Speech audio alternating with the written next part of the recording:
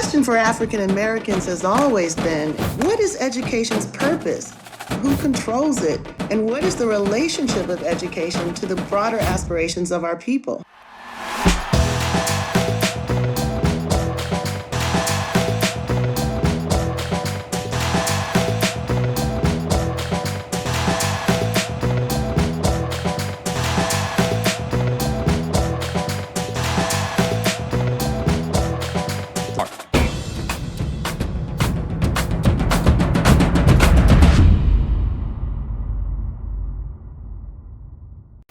I like being black. I like being a black person. I mean, I'm me. Everybody different, you know. That's just how I feel about it. So being the minority, wherever I am, I'm gonna be comfortable. Clothes and stuff you wear is gonna be different from other people. Your dialect, how you do things, obviously gonna be different. You gonna have like more eyes on you just because, you know, you're like, you know, I wouldn't say automatic now, but you know, you automatically like stand out. It just means you're different. You get looked at in a different way. You get treated a different way by different people. So yeah, that's what it means. Being a minority, like a PWI, like it's different. And of course, it's gonna have like obstacles where you don't think you fit into people. But then again, it may be a challenge because like you might be underrated or underestimated by people, by your peers or by your classmates. So it's a humbling challenge because you have to challenge you to keep doing the right thing, keep, you know, rising above what people think about you. A little bit more cautious about how you do things, just knowing you have more eyes on you, and you gotta definitely learn how to like find your inner peace. Like you just gotta find like you're okay with yourself regardless of what happens.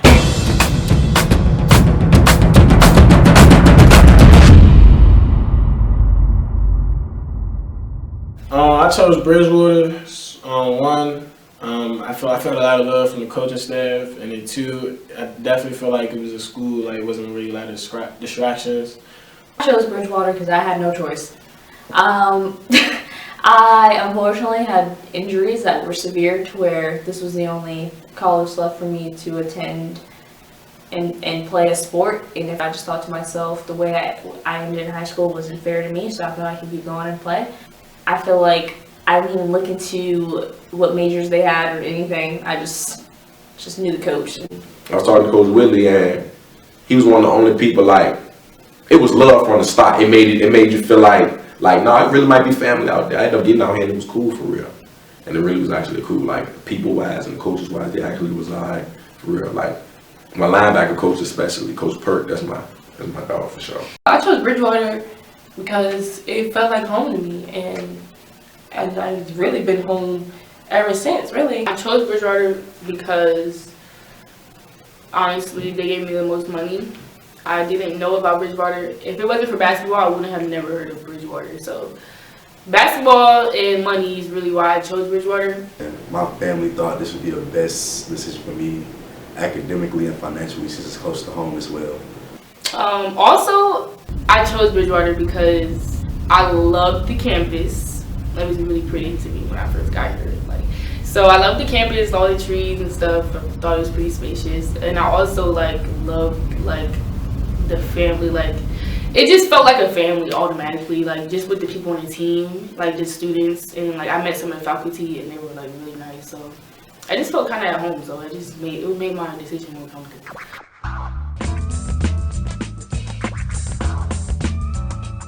I feel like obviously because in the media, in movies or TV shows about the college experience, they just always amp it up. Because I feel like just with middle school and high school, what you thought with middle school would be was just really not that. But I mean, I feel like it didn't meet my expectations fully freshman and sophomore year, but it was more how I would imagine it freshman and sophomore year. Yeah, I ain't really get the college experience yet. I'm just living life, man.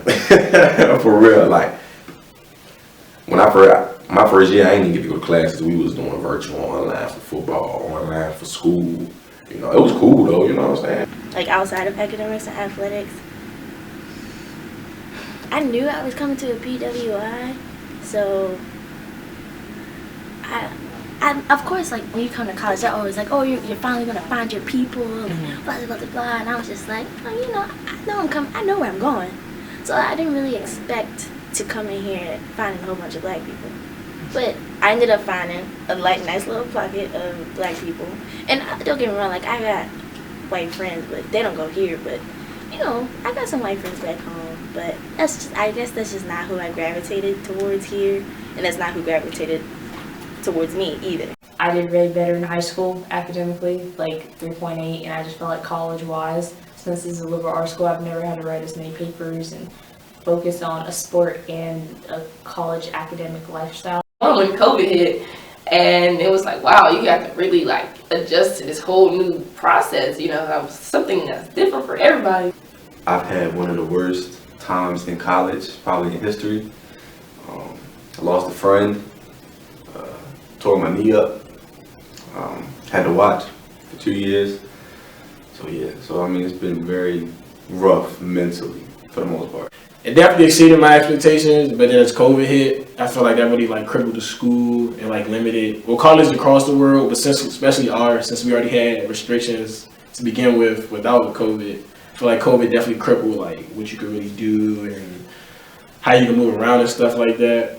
I mean, everything's not, 100% right. And college in general is, trying to get used into like the college flow or whatever, like, is a process. I came in during the COVID years, so my expectations weren't very high. Like all the social interaction and the joining clubs and this, that, and the third.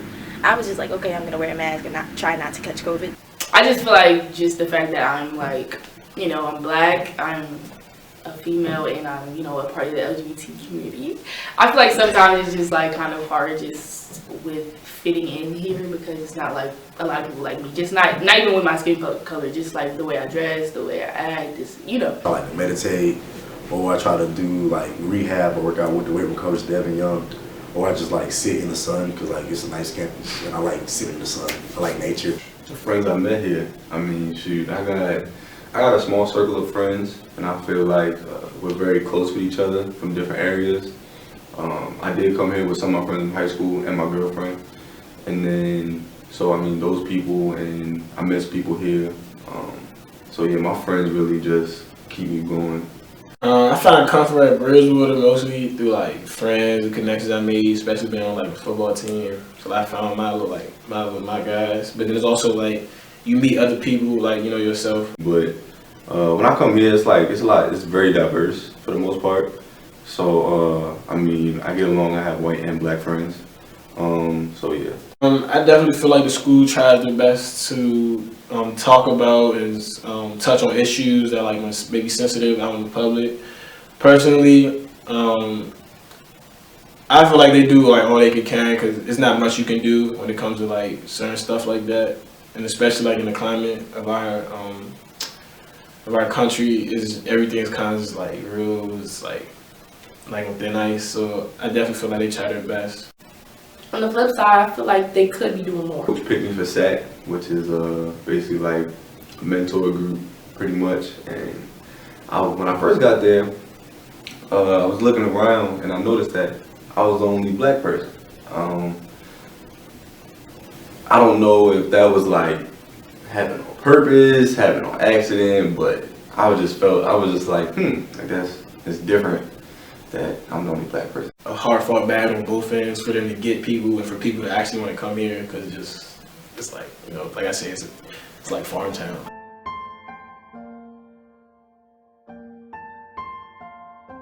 And I don't want to slight any of my professors because I really do enjoy my courses, but I can't even ask them to teach about the black psychology experience because they don't know it. So if you don't know it and you can't, I guess, it doesn't resonate, you're not going to teach it right. I will never take a history class here ever again. Let me pay attention to the we. He said, we so often think of African countries in a particular light, as in not having food or this, that, and the third. And we need to be more mindful that there are cities in Africa and da-da-da. And what he was saying was true for white people. I wrote in my report to him, I was like, you need to be mindful of who is in your classroom because the we that you're talking about is not the we that I'm a part of. He's talking about a white perspective, and he was a white teacher.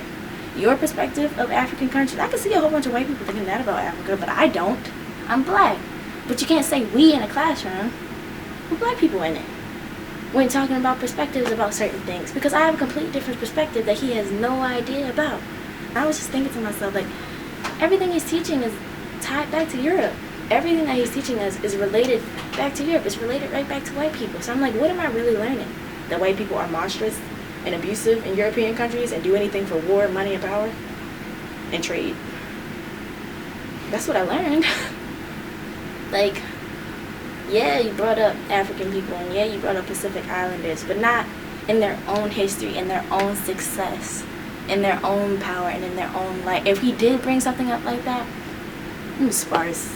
I feel like if it was more of me here, or more representation of me here, I guess I would be more comfortable to speak out in class. Like, I just feel like it's just in the classroom, like, if you just see people that's like really not like you, and they're just like all answering the questions and stuff, it's like, it kind of like makes people like me feel like, do we even have, like, kind of like we don't have a voice, kind of, or like if we do, like we're kind of like scared to like speak up on certain topics, especially like with racial topics. Because when he's asking questions about, I don't know, the African American experience and inequalities in relation to sociological concepts, and I'm the only black person in the class, it's like, well, everybody's looking at me to answer these questions. When I brought the idea to my professor, who was over like the whole situation, some of the majors and some of the, you know, activities we do on campus around communication, it's like she kind of shot down my ideas, and she didn't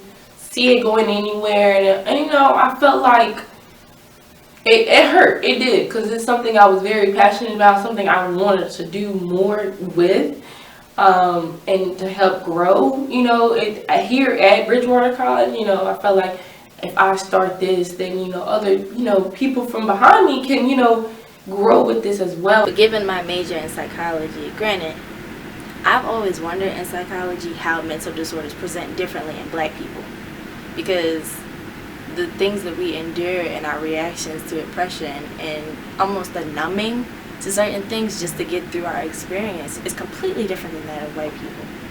So, but that's not taught in psychology here. And I have a friend that goes to Howard where everything, her biopsych, her race and ethnicities, everything is brought right back to black people and the black experience, because it's different and it's nuanced. You can't just generalize. Like, I feel like most teachers here are genuine. They try to reach out to you and they try to better you as a student and as a human being, because they want you to succeed and they want to just help you, like, get your degree, basically. Due to me having my surgery, after my surgery, like, even more professionals, like, just reaching out to me, like, making sure I stay on top of my schoolwork, make sure I stay on top of class, whether it was Zoom or whether it's me, like, going to class, they just try to help me. This semester, like, with the class with my major, all the teachers, like, seemed enthusiastic to help me and, like, to learn me as a student and to learn other classmates as a student too. He is a white male professor, but he's a very educated man, and he recognizes that he has blind spots in certain areas, but he's aware of it and he acknowledges that, and he tries to do his best to bring light to those issues. I can say he puts in the effort, so I appreciate him for that. And it's honestly the littlest things that could just make your academic experience, because that is one of my favorite courses. I've had him, like, for 2 other classes. He's one of my favorite professors across the board, simply because he is inclusive and brings in information from other authors that I don't even know about, because it's not like my other teachers are bringing them up. And yeah, you could say, oh, well, you could just go sort out the information yourself. I'm just like I'm 20. I'm just getting to that point where I'm like, okay, let me seek out information and find credible sources and information from black authors to learn about my black experience. Because I'm just recognizing that the information is whitewashed, and, you know, the things that we've been taught, not really much about me. And they don't really teach me much about me. When we still find flaws in the way that white people teach us, it's almost like, I think they think, well, what more can we do? We're doing it. But you're not doing a good enough job. Like, me and my roommate, we are both black. We are both black females. We both play basketball. And so many people get us different, like, mixed up. And everybody was saying where they were from. And I had one teammate who said, oh yeah, I'm from Maryland. He was like, oh nice, da da da da. The guy that we were talking to, some elderly man. So he was like, oh, and where are you from? I said Baltimore. He said, oh, I can tell. I said one word, Baltimore. I'm wearing, it's summertime, I'm wearing shorts and a t-shirt. I still got my locks. What do you mean, oh, it's a good thing? Like, why say it in the first place? Oh, I can tell. What can you tell about me that I'm from Baltimore? That I have locks? That I'm black?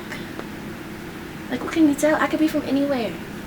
But Baltimore does have the reputation of the wire and inner city ghetto and this, that, and the third. So maybe I looked too black that day. I don't know. And I also had one experience my freshman year where the school mixed me up with like this random black guy, I guess. Like, I guess it was like they were like playing around in the basement and they were like vandalizing the basement or something. They caught him on camera and like they just automatically assumed it was me, which it wasn't me, obviously, but they like gave me the correspondence letter and emailed me and basically told me I had this meeting, and I'm like confused because I'm like, I didn't do anything. I've been in my room the whole time. So I go to the meeting, you know, I talk to the RA, and I'm like, she's asking me like, do you know why you're here? I'm like, I don't know why I'm here, you know, can you explain it to me? And she was basically told me that somebody vandalized the basement. And I told her it wasn't me, and she asked me if I wanted to see the video, and I saw the video, and it was just like a completely different, like, just a black guy. I'd say when I first got here, there was a lot of eyes, because, you know, I'm a taller guy, black guy, so everybody's like, oh, who is this?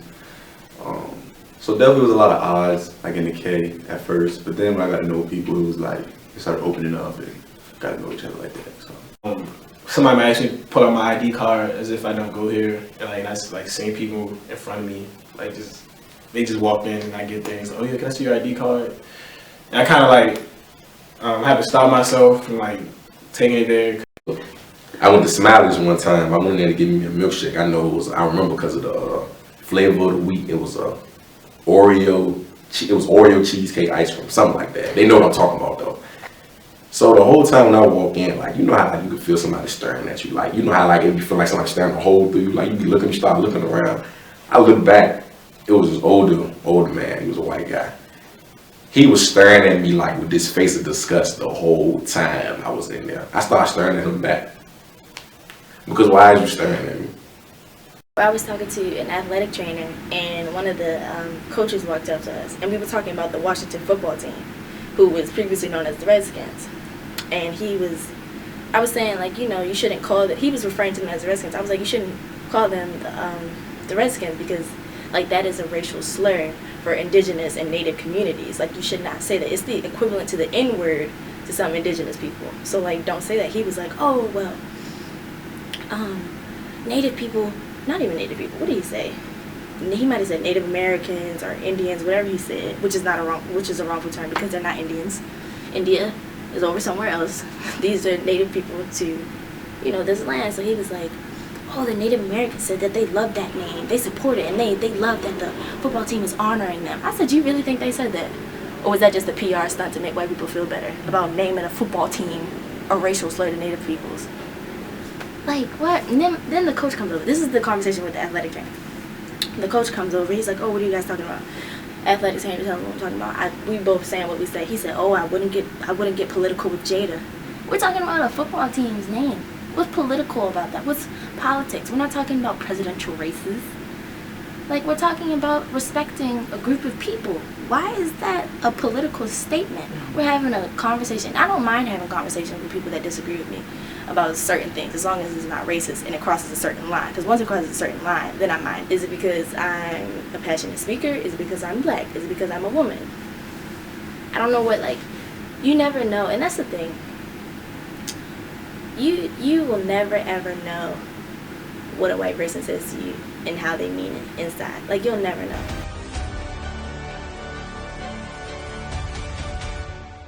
Moving here, it like changed my perspective of everything, because I was like, oh, these people do not know anything about black hair at all. Like, these people just come here clueless. It's not like they don't want to know, but it's just like there are times where like they can, like, we have the internet now, you know, things on our phone.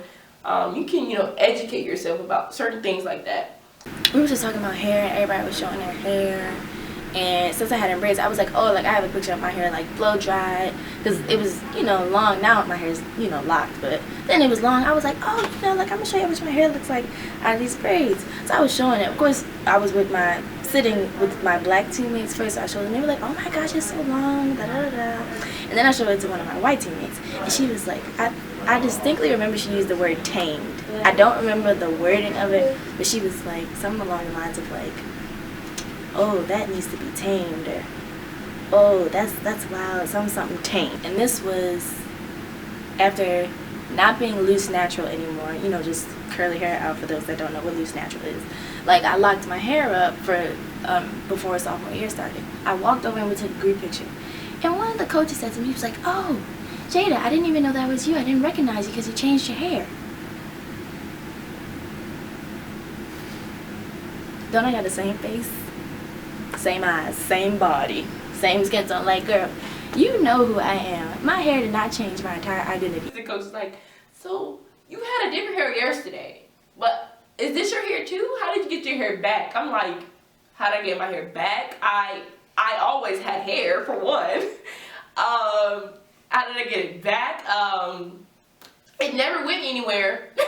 It never went anywhere. I can tell when they're looking at my hair. Like, upon introduction, sometimes, like, when I walk into a room, people are automatically looking at my hair. And then they look at me. And I was like, whatever. We gotta take it, leave it. And I knew, like, when I got, it's not like I was oblivious to the experience of people with locks. Like, I knew when I got my locks that, you know, it's a sort of taboo hairstyle. It's a little unusual for some folks. But I was just like, you know, it's me.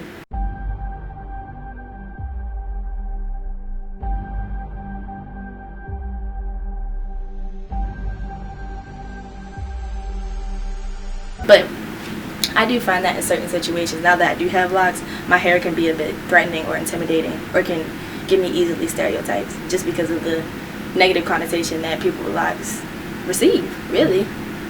Because it is a thing. Your hair is black hair is a big thing, especially given the hairstyle that you have.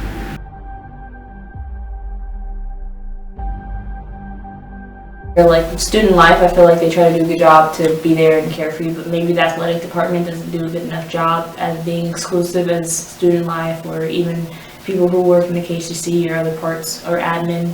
But I feel like the main part is probably athletic department that struggle the most with understanding how I feel.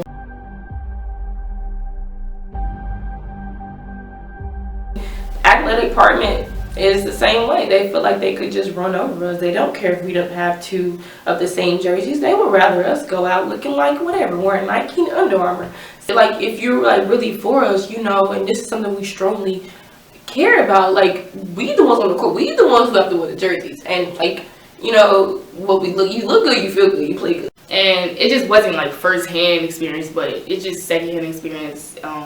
It just made me feel like, you know, it's kind of saddened, because this school, with sports-wise, this school like tends to like worship guys, and particularly like if they're not guys, like other skin color, you know.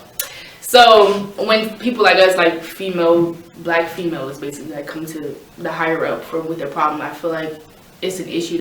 There is an undeniable lack of representation and support in the Bridgewater Athletic Department.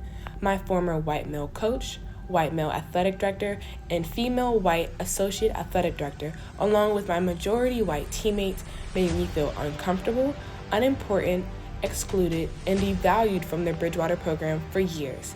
They made me feel like I wasn't a good enough black girl in comparison to the other black girl on my team because I didn't like the same things they liked. They wanted me to conform to stereotypes and thought it was okay to call me sister. One of my former white teammates got upset when my black friends and I called her out for singing the N-word, and another former white teammate said I deserved the mistreatment I got from the coaching staff. With constant microaggressions about my life, culture, hair, and identity, I was undoubtedly getting less equitable treatment from those who were meant to help and advocate for me. With the lack of support in an unwelcoming environment because racism is so deeply rooted in American culture, it made me so relieved when the head track coach sent out a beautiful email detailing his love for all of his players after the murders of George Floyd and Breonna Taylor. However, my athletic director head soccer coach, and associate athletic director never once spoke about the issue, especially to their Black athletes.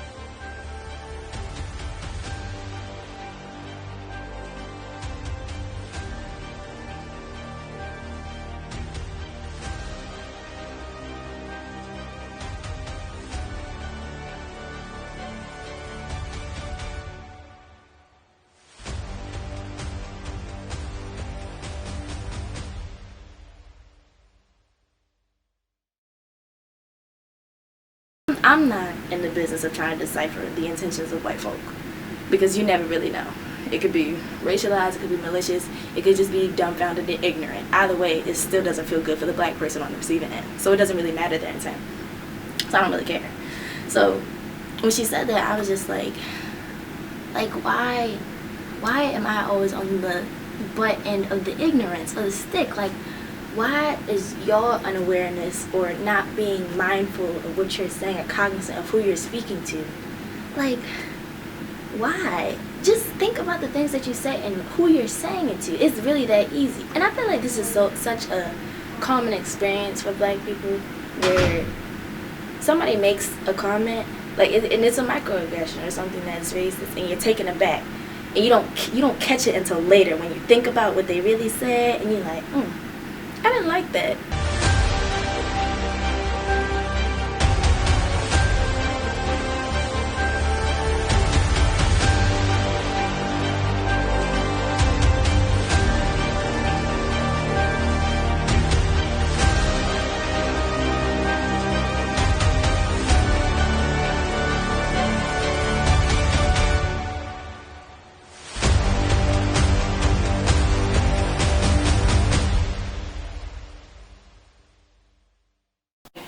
I really felt excluded because, like, my team and my identity here on Bridgewater is being an athlete.